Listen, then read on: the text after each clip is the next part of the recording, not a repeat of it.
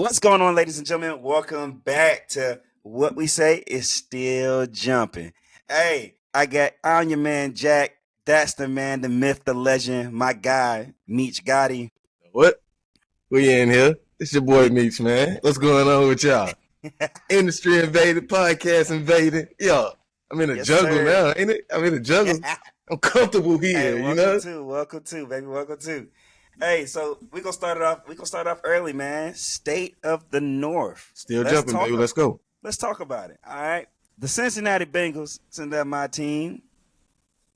We're gonna wait to talk about it. We're gonna let the enemy go first, because you know what I'm saying, even though I don't like black and gold, this is my dog. Get up in this jungle, man. We go in here and yank some trees down, man.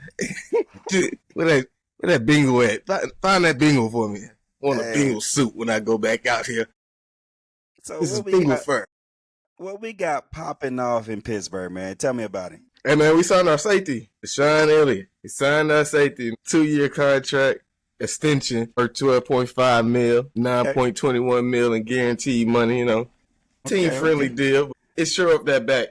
It's sure up that back half for a little bit longer in Pittsburgh. You know, we ain't got to dive and reach too far for a safety for a minute. You know, Minka good, Sean good. He wanted to be home, find a home. He got a home in Pittsburgh, baby. That's what we do around here. You feel me? This is what we do. We pay. Speaking of pay, this is what we want to pay. That's it. We pay what we want to pay. That's it. You know, y'all pay, big dog status. Yeah, we pay what we want. Key words in there. What we want. There is a specific guy that I'm pretty sure y'all want to pay that we got to talk about, man. The man, the myth, the legend, number 90. Big 90 wants a pal. You know, my boy himself, y'all. And man, I told you this, man. You got to hurry up and get Trey done. You holding me up to handle what I got to handle. Yeah, I'm blaming it all on you. I'm in your town, in the Bengals country, whatever, who they nation. I'm talking to y'all. Who they sign them? That's what. You hear me? Get him done, man. TJ coming, bro. TJ coming. What the number's gonna be? Like I said, man, we pay what we want, bro. What we want. Hopefully, but nah. Honestly speaking, though, TJ Watt, bro, he gotta go. We gotta go ahead and get him comfortable. Okay. Sit over there, sit pretty. Go ahead and take your days on to the sunset and still a nation, baby. One helmet guy. That's just how it's gonna rock. I feel it. I think y'all's mindset right now is get TJ done. I wouldn't think it was anything less. It'll be done. I think right now, I give it, if it's not by next week, it will be the end of next week. I'm giving that's the deadline. I think that's where y'all looking at. The only reason I say next week is because I know for a fact, you know, y'all don't work on weekends. No double Sundays. Only on Sundays. But you know, seriously, I do think by the end of this week it'll probably get done. Same thing on our side. So outside but TJ, I see it, and I hopefully you're right. Hopefully you're right. First and foremost, I don't want it to go down to the end. I want it to be right before the season, preseason, stuff like that. But you gotta look back, history and tendencies, man. Last time TJ got paid, it happened right up until the season start. So literally right before the game. I mean, right before the preseason start. So can I see it going back there? Yeah, I can. And personally, I wouldn't be too mad about it. I wouldn't be too concerned. As long as it get done. It gotta get done. Handle business. Stand on business. Fair enough. At the end of the day, man. Hey, that money talks, and right now he ain't getting talked to too pretty. So he want that money from the man said, deuces, bro. I'm out of here. Skedaddle. We gonna jump over to my side. I'm gonna talk a little bit of Bengal real quick. Yeah, what y'all doing with Trey? What's the numbers? What's the dealio? If it's me as the GM, he was paid 3 years ago. But that's just me speaking. But nah, speaking on where he's at right now, they just started back talks again. It just got announced the other day or yesterday that they were back in talks. So with that being good news, I'm thinking this deal is getting closer to being done. I'm putting us on the same projection as y'all. I think honestly, we're waiting on each other. Like I feel like whoever deal sets the bar is going to be the higher deal for the other person, if that makes sense. Or they're going to try to match it. So for me, it's a no-brainer to sign Trey back. You haven't paid anybody in your defense outside of Logan Wilson. Everybody on your defense is either fifth year option on their third or fourth year of their contract, and you don't have a solidified anything else other than Trey Hendrickson on that defensive line. Why are we not signing him back? Your most paid players are all on your offense. You need to pay the one guy on your defense that has put people in them seats for the last 2 to 3 years. Really 4 to 5 years if you really want to be honest. But just knowing our GM front office, how this works, we're going to run this through the mud because he's technically already on contract. We're technically already on contract. But at the same time, I just think, bro, this guy has performed out of his mind the past 2 years. And the guys that haven't even reached up to his standards have gotten paid better money. So you're telling me the guy that had 9 sacks last year is going to get paid. Well, 9 sacks last year, and the year before that had, I think, 12, maybe 11 or 12. You tell me right now it's not going to get paid. But the guy that had 17 and a half 2 years running and was sack leader last year is not going to be paid. Let's really be smart about this situation because we know right now there are a lot of teams that would love a Trey Hendrickson, and if we got to face him, I don't feel too good about the situation with our offense on. So just being real. No, you can't. No, we will let Trey Hendrickson die on contract on our team with no games played before we give him to an AFC North rival. I'm be honest with you. I would rather see him die in Cincinnati in the sense of we just let him sit out a year than let him go to an AFC North opponent. Really, an AFC opponent. I don't even want to see Trey Hendrickson in the AFC. I want to see him back in the NFC. But the breaking news, though. That's how I feel about TJ. Hey, exactly. So, big dog, we got some news about them trash burgers this morning. Well, this afternoon, really. Jaire Alexander, the cornerback that got released from the star cornerback that got released from the Packers, signs with Baltimore this morning, taking a 1-year, $6 million deal. What you think of it, man? Because I really don't like this, but at the same time, with his health, I don't know if he's still going to be the same guy. What you got on it? Me personally, I look at it like a risky situation, but you did it for 1 year. So $6 million for 1 year, I feel like both of our organizations could have did that with ease. But at the same time, once Lamar came out, how I look at it, once Lamar came out and told the Ravens, hey, get my mans over here, it was a done deal. It was a done deal, and I think it was reports out there that he said he took less money. He did. He took less money to go to the Ravens. Do I like the move for the Ravens? Hell nah. But, hey, if the Ravens really trying to, make something happen this year, these are moves that they're supposed to make. And not to mention, like I said, it's bumped the Ravens at all times. But recognize, you got to show appreciation when you see, work being done. They had a bomb in the draft, bro. Low-key, the Ravens are shaping up to have a good offseason. Yeah, so most definitely. We got to see. I just feel like the Steelers could have made that move. You could have made that move. It'll be the same with you if you would have made that move. I wouldn't like it for y'all. But $6 million, 1 year prove-it deal. Let's see what happens, man. What you got on it? For me, I'm in the same boat. It's bumped the Ravens. But at the same time, I got to give credit where it's due. He knew Lamar saw it. As soon as he saw it, I'm pretty sure Lamar was licking his chops. He was on the first phone call. He was probably the first phone call he made. Yeah. Just being honest because they were teammates in college at Louisville. They even still play their videos back when they were in the draft room together, and they got drafted one after another. It was like one guy got drafted, and then Jaire got drafted, then Lamar got drafted. Jaire was going crazy in the green room when Lamar got drafted because he was so happy for his boy. So getting these two guys back together might put a spark under this man because now he got his boy back. He's back with his boy. He's on a defense that's already built with Cal Hamilton. You got Nate Wiggins on one side, and now you add this guy to the other side. And now not even that, you add Malachi Starks to this lineup. Jesus, bro. Hey. Jesus, this is gonna be a fun year. This is really gonna show, and not to go back to my team, but this is really gonna show how good the Bengals offense really is, and we can beat this defense consistently. And not to mention, it's gonna show a difference in Aaron Rodgers if he can beat this defense. So I feel like it's gonna make us better on the back end in the sense of our officers are gonna have to come to play every game. Well, every time we face these boys, but at the same time, boy, this makes the Ravens more dangerous. It really does. It really. So let me ask you this. Where are you ranking the Ravens defense now? If I'm speaking on it from last year to this year, they still got Marlo. They still got Marlon Humphreys. You got Kyle. You added Malachi. You add Jaire. They still got Nate Wiggins. Matabuke's still there. Roquan Smith is still there. This defense is going to be a headache. But it's top five right now, honestly. Top five. Just with the names and pieces alone, this is top five. If I'm looking at just the paper, I'll have to wait till we start the season to give them anything less or take anything away or give them more props because, again, they right now on paper, they got two safeties that can play down in the box, man coverage and zone. Can play deep if they need to, can play up in the box if they need to. They got two corners right now. One's already established lockdown. Another one is learning the ropes and it's going to get to sit behind this guy and learn as much as possible to be a lockdown corner as well. And then you have Marlon Humphreys that can move around in the slot to the outside, whatever you need him to be. He's the Swiss Army knife for cornerback. Gotcha. And then you still have a defensive lineman in Matabuke. You still have a defensive lineman in Matabuke that is still a great asset. Appreciate you, brother. But a great asset on the D-line. So this team is going to be fun to watch, even though I hate them, and I hope everybody sweeps the knee. No.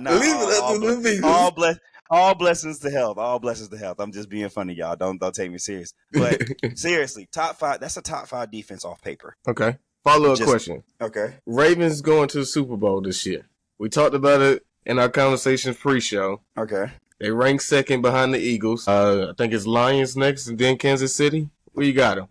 Is that an accurate or no?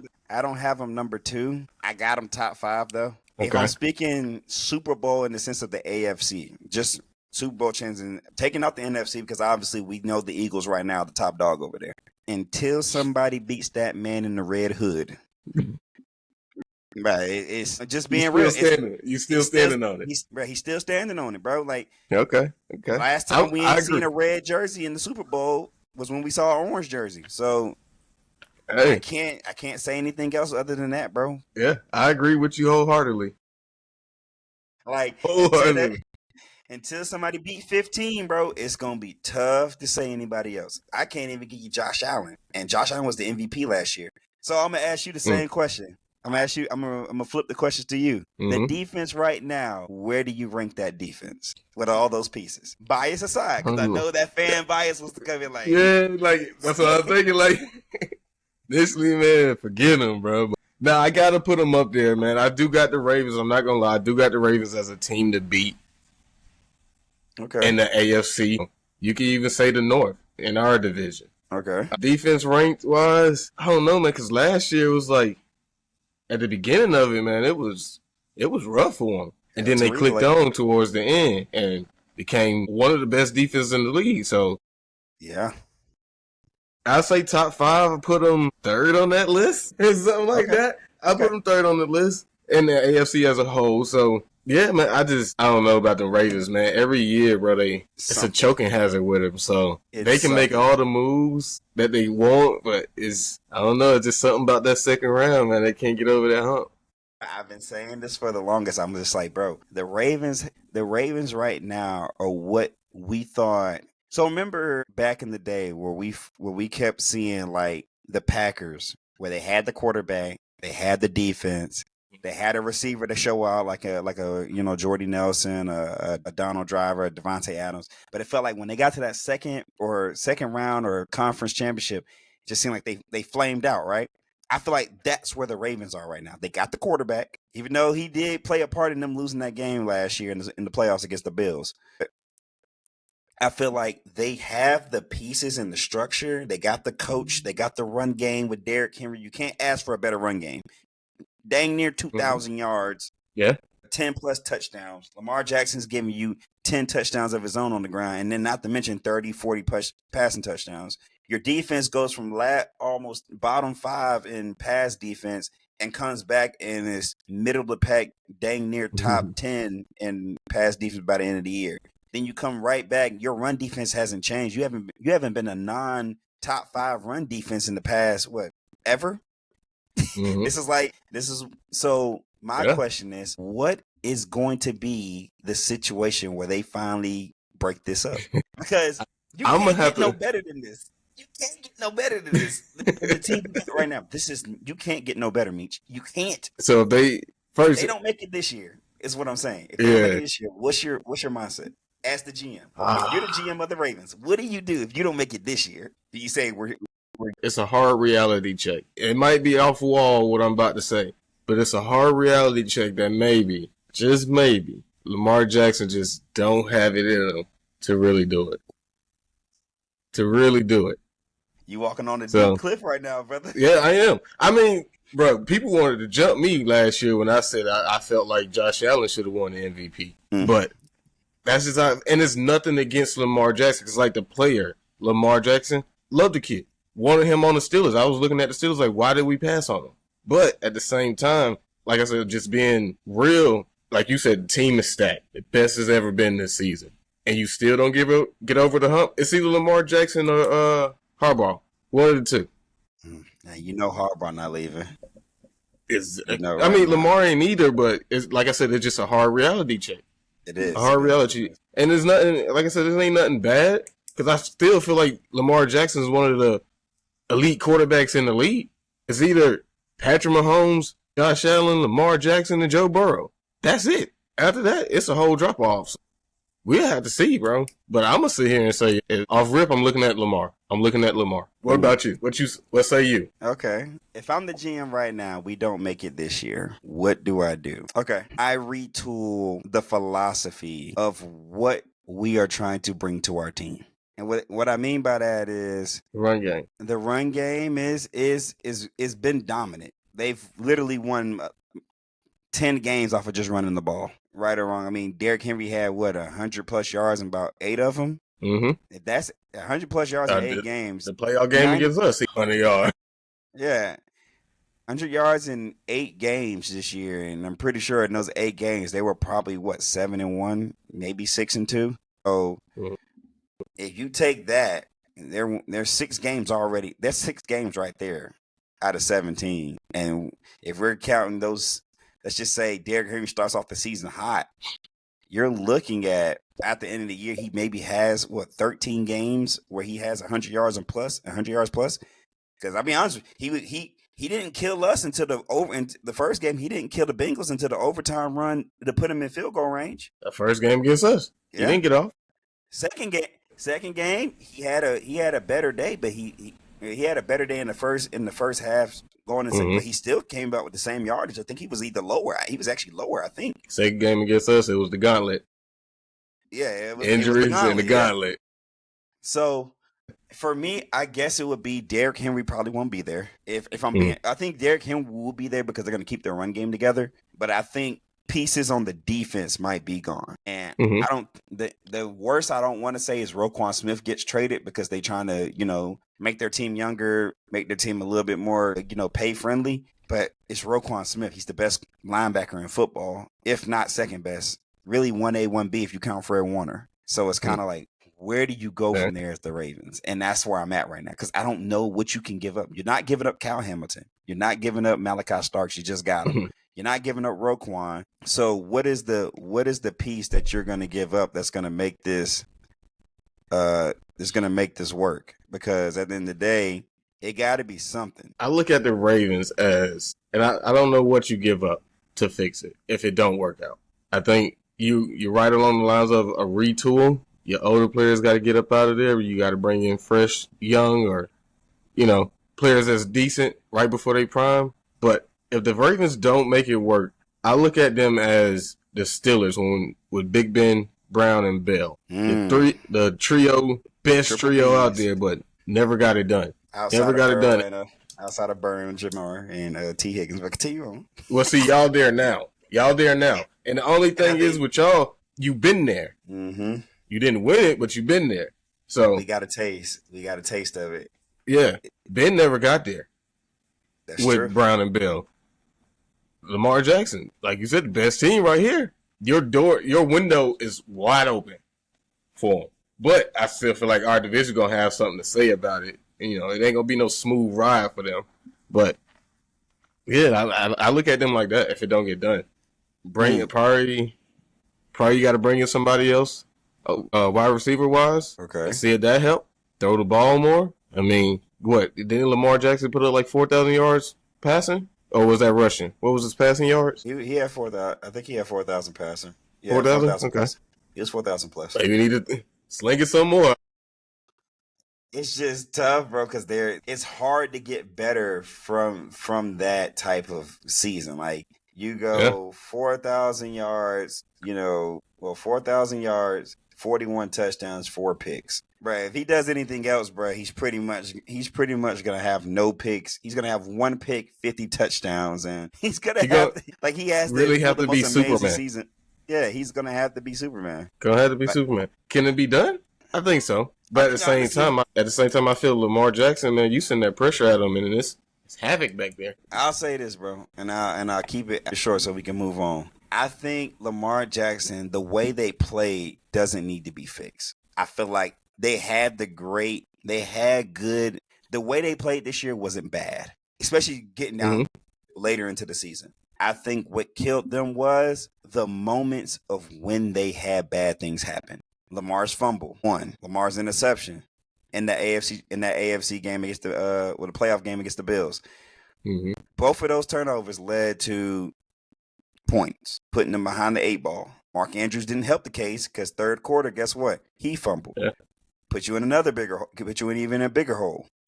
And you're driving. You're moving the ball, and then Mark Andrews fumbles. That's another turnover. So they're in good situations. They're not playing bad football, but I feel like when the moment is shining the brightest, the Ravens have not shown me when it counts, when it matters in the playoffs, when the moment shines the brightest, they can fulfill the need. And every time so far, what history has shown us, we've been proven right. They had the Chiefs best 2 years ago, best record in the NFL, best team in the NFL, best defense in the NFL, lose to the Chiefs in the AFC division. Well, AFC Championship, excuse me. This year, defense started off terrible. Offense played phenomenal. Defense picks it up in the second half of the season. AFC divisional, flame out. Last year, played great. Got to the playoffs, flame out. So when are we going to start recognizing the trend and start saying, okay, Ravens, you got to fix something? Because obviously you're playing your best football middle to end of the season. But what is it about the playoffs, or what is it about when you're in those moments of the big game? Mark Andrews has 2 drops in those big game moments, and both times it's been off the same play. Bootleg, play action bootleg. Derrick Henry's gonna get attention. You gotta look at 22. Dump off to the flat to Mark Andrews. Mark Andrews has dropped both of them. My question is, can Isaiah Likely not run that play? Okay. Rashad Bateman. Yeah, see, I brought that up to that Ravens fan. Mm-hmm. I brought that up to him. You ran that same play the last 3 years in the playoffs. Same result happened. Like you said, when are we gonna see the trend? When are we gonna stop the trend? So now 2 is a trend. 2 is a trend. Speaking of trends, so the trend is we're not very good in free agency. Let's be real. We don't go over here and sign 50 million dudes in free agency. We know this. Our teams have never been like that. We've had 1 year where we kind of went free agency crazy, and that was when we had that year where we signed DJ Reader and all that, Ogunjobi, DJ Reader, all those guys. So off season is more so to that point where now teams are starting to solidify their roster, starting to get people where they want in, or people they want in, people they want out, or people they don't want out. So I'm gonna ask this to the Steelers fan: who's a free agent that you want to see the Pittsburgh Steelers say, "Hey man, come join the squad"? Free agent wise, it gotta be wide receiver. Okay, especially after this whole Jaire news. And like I said, I wasn't so hooked on, go get a corner. I was always wide receiver for me. But free agent wide receiver, Mari Cooper, DJ Clark. Those are 2 guys I'm looking for. Keenan Allen, I don't think he fits. I don't see him. I don't see he fits in the Steelers. He's in a slot. We got Calvin Austin. I like Calvin there. Calvin's still working, so let Calvin cook. But Mari Cooper, DJ Clark, bring those 2 guys in. Okay. Who you got for yours? Who you asking a well-rounded question. All right. Jesus. You probably got a lot of them. I do actually. Some defensive players, some offensive players. But all right, I'm just gonna give you my main 3 if I had to be real. Main 3 off the top of my head. Julian Blackmon would be one for safety. Bring in a younger guy. If Geno Stone doesn't fit the billet, you can kind of move another guy in there with Jordan Battle. If I'm talking offensive line, I want Dalton Reisner or Brandon Scherf. We would love to see him in a Bengals. We would love to see either of those two or both of them in a Bengals uniform. I think that helps out the guard position. Cordell Volson or John Lucas is not what we want. We can definitely move to a guy who knows the position, has been All-Pro multiple years with Brandon Scherf, or we can move to a guy who wasn't bad, wasn't great either, but he's good. He knows what he's doing. He has a good feel for the position with Dalton Risner. Last but not least, and I'm just going to throw this name out there just because of the fact that I know Meech wanted to put this name in his, but he didn't. Big J Ram. You know what I'm saying? I would love to see Jalen Ramsey in them stripes, man. Them Bengal stripes would look nice on him. You know what I'm saying? All white. Why you had to do me like that, man? What he's like, come on, baby, why you do me like that?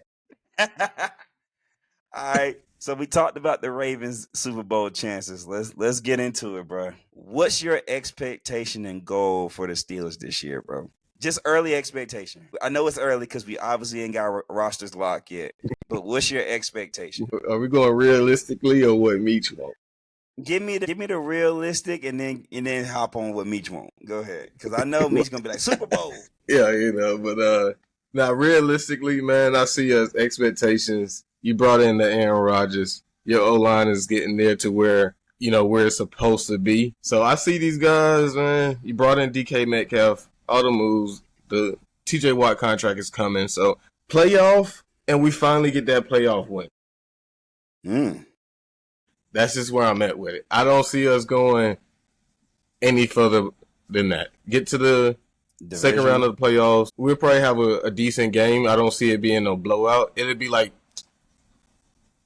probably down by 2 touchdowns or something like that. If I had to say or score-wise. Okay. Yeah, divisional round. We finally get that playoff win. That streak is over with. Mike Tomlin goes to the drawing board. You know what he got to do. Omar Khan, White, all them guys. All right, this piece needs to go. This piece needs to go. Here's where we need to fix. And that's what I really feel like this season is all about. Figuring out your team going forward. The future guys. Like we talked about. The first time we actually looking at our young guys and like, look, we need y'all to step up. Yeah. That's what I feel like this season's about, man. So. Playoff win. That streak is over with. Mike Tomlin get back to form, and we can go from there. Okay. I'm a chime in on y'all. What about this jungle over here? All right. If we hopping in the jungle, if we jumping in the jungle, let's jump into it. All right. In the jungle right now, I have us as a playoff team. But the first playoff game is going to tell me what Bengals we're going to get. I feel like if we get to the playoffs, the first game is going to tell us what type of Bengals are we going to be the rest of that playoff run.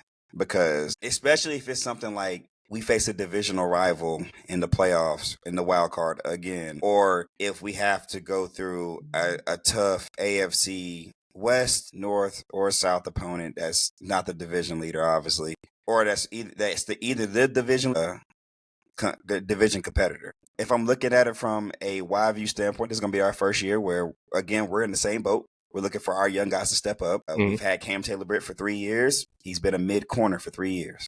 And then last year he had a bad season. So really, he's been a mid-corner for 2 years and a bad corner last year. DJ Turner, mid. Got to see improvement.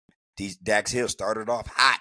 Talking about crockpot hotness. But guess what? I got to see a step up because he's coming back from ACL. So Demetrius Knight, just drafted him, linebacker, South Carolina. Shout out to the Gamecocks. You already know. Got to see what he's going to be about this year. Barrett Carter, Clemson, same thing. So we got a lot of young pieces. Shamar Stewart. Let me go ahead and just address you personally.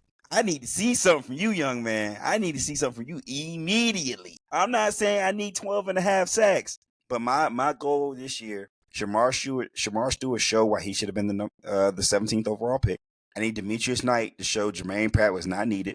And I need Dax Hill and DJ Turner to show was not needed.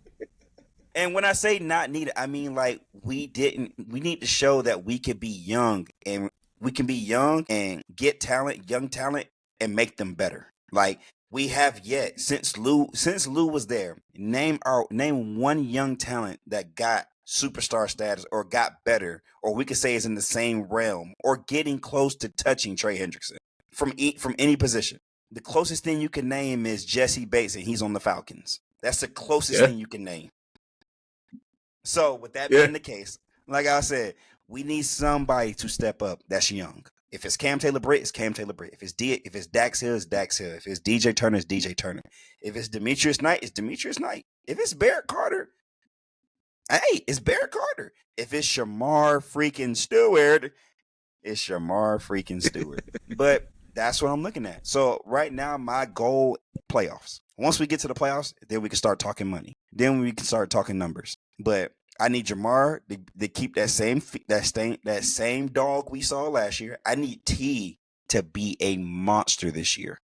And I need Yoshi and Jermaine Burton to lock down that slot spot. I don't need 3,000-yard receivers, but I need 4 receivers that's going to work. Just like how right now, you don't need 3,000-yard receivers and a 3,000-yard rusher. You just need two to three receivers that's going to work, back that defense off, and going to give Caleb Johnson and Jalen Warren the biggest lanes to run through. So I think we both see it the same way. Oh yeah.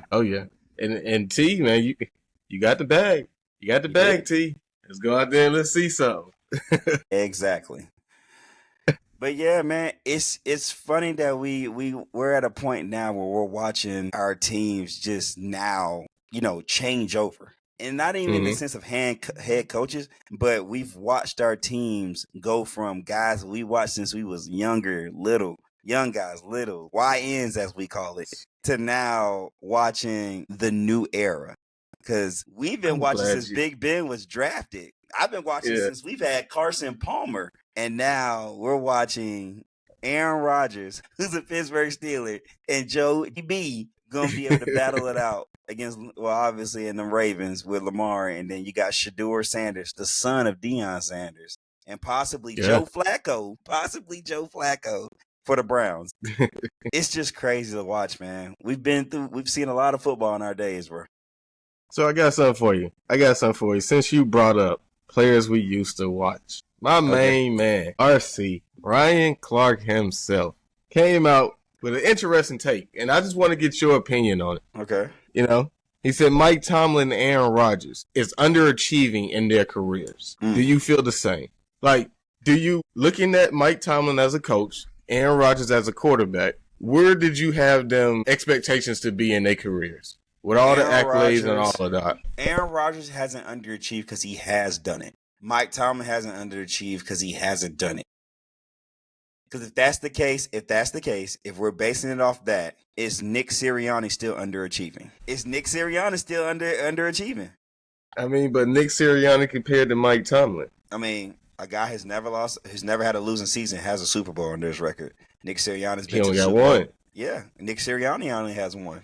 And Mike Tomlin been it too. Did you honestly expect Mike Tomlin to Did you honestly expect Mike Tomlin to have more Super Bowls though? When you had the triple Bs, I definitely thought y'all had a Super Bowl in y'all future. I didn't want to say it to you because you already know. I fully agree. So I was just about to say, if you're gonna bring that in, technically that's an underachievement. Okay. You were supposed to go with them boys. I asked this. Okay. If that's the case, what is the mark that we can place that marks it, you're doing what you're supposed to do and overachieving to you're underachieving? Because I'm just saying, to have not a single losing record in your coach's resume is not a easy feat. If it was an easy feat, it would be a lot of coaches that's like, Bill Belichick don't even have that under his resume. But Bill Belichick also has 6 rings. So but I'm just giving an example. Nick Sirianni doesn't have that. We can go down the list. Ben Johnson doesn't have that. Zach Taylor doesn't have that. Andy Reid doesn't have that, but Andy Reid has Pat Mahomes and multiple Super Bowls. And doing it again. He got a second run at it. Is it winning or is it Super Bowls? Is it Super Bowls and winning? Is it a little bit of both? All of it. Like, because if that's the case, Mike Tomlin is the standard outside of Super Bowls. If we're talking realistic, I mean, you got a point there. Name another coach who doesn't have a losing season, has a Super Bowl under, name another coach. There's not another one. So you got a point there, because I was making a point to Steelers fans about just firing Mike Tomlin. You fire Mike Tomlin, it's going to be a line wrapped around the building to sign him. Yeah, he'll have a job by tomorrow. If he got fired today, he'll have a job by tomorrow. Somebody's going to get fired today. Like, I'll be honest with you. If I'm Carolina if I'm the Saints, if I'm whatever, let's just say I'm the Jets. Yeah. I'm not gonna lie to you, Aaron Glenn, love you, dog. You're out of there. Peace. Love you, Nance. Peace. You're out. Ben Johnson, you probably not gonna get fired because they think you the quarterback whisperer. So that's probably the only reason you won't get fired. But let you be less than 5 wins this year. Love you, Nance. Peace. I'm just being real. He might have to wait the year, but best believe Mike Tomlin will be the new head coach of the Chicago Bears if they were to be sorry this year if he got fired. You know what I'm saying? Like, it's certain teams. It's just, bro, the aura. There's a reason why, bro. He said this to Chase Young, and it was a great compliment, but it showed his mindset. He said this to Chase Young when he first came to the league, and Chase Young was wreaking his little havoc for that little first 2 years. He said, bro, I don't ever want to be on a draft pick that low to get you. That is the most compliment, but at the same time, bro, I don't ever want to be that sorry where I can pick number 1, 2, or 3. That's basically what he's saying. He doesn't ever want to pick top 5. Now, if that doesn't scream mentality to anybody, that should show you how much a mentality Mike Tomlin has. The fact that he said, I don't want to be that low of a pick to pick you because that means I was trash. Yeah. And see, that goes into a point I was saying about Mike Tomlin and the whole quarterback situation. We haven't had a top 15 pick in years, y'all. Mm-hmm. So when was Mason Rudolph supposed to be the guy?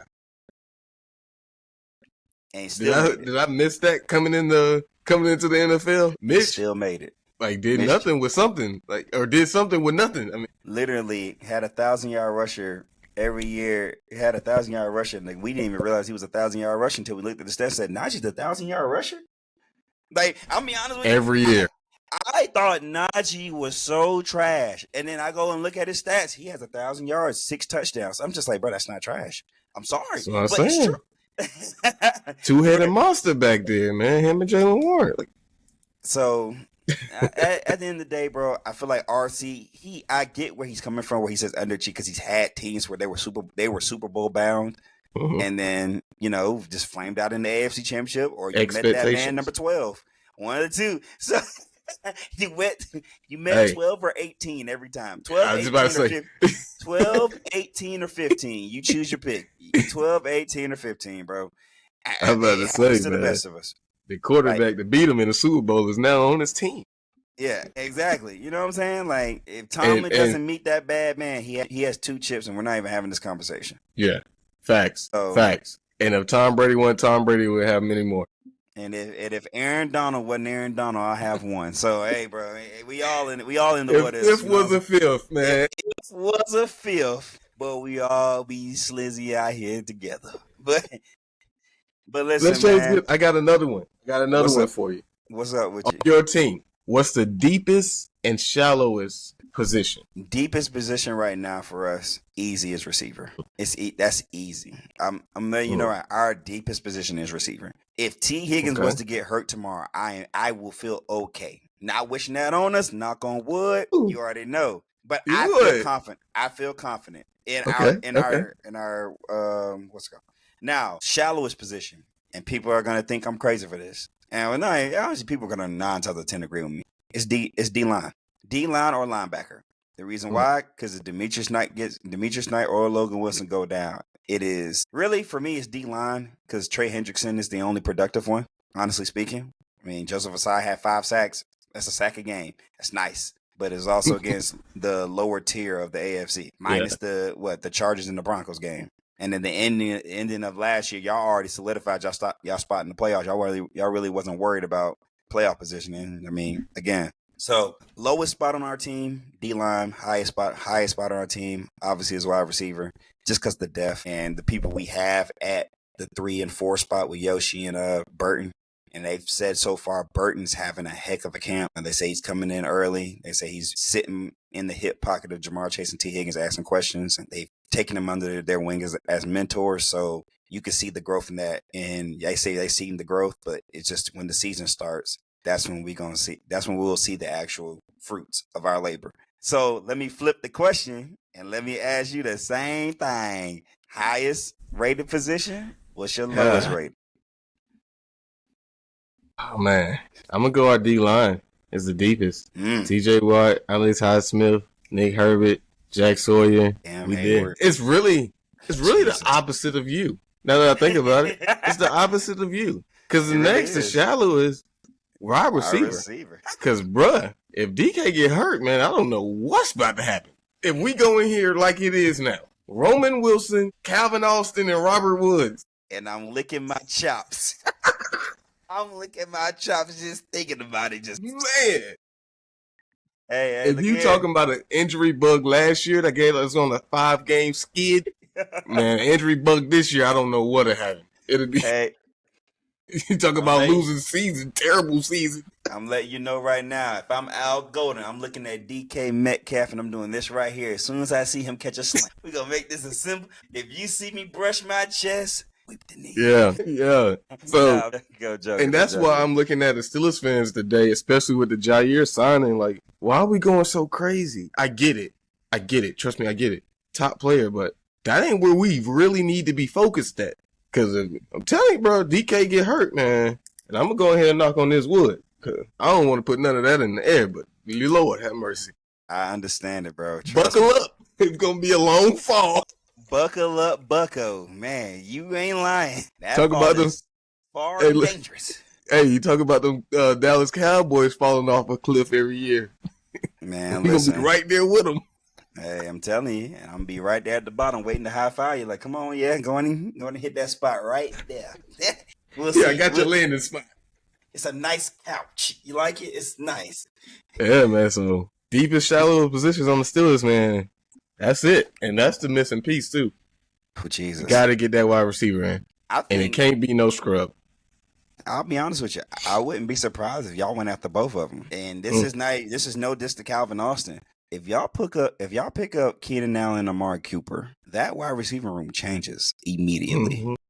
Mm-hmm. You're gonna have Coop on one side, DK on one side, Coop on the other. Keenan Allen, who's probably one of the best route runners in the NFL, in the slot as a check down or needed yardage guy. And you got probably one of the coolest tandems yet with Caleb and Jalen, with A-Rod, the bad man himself, at quarterback. With a defense who's not been top 10 to top 15 since TJ Watt's been there. So I think Cooper alone would do it, man. Cooper alone would do it. That's right. That's what I honestly feel. So, okay. So you think Cooper do it? Yeah. He's known for his route tree.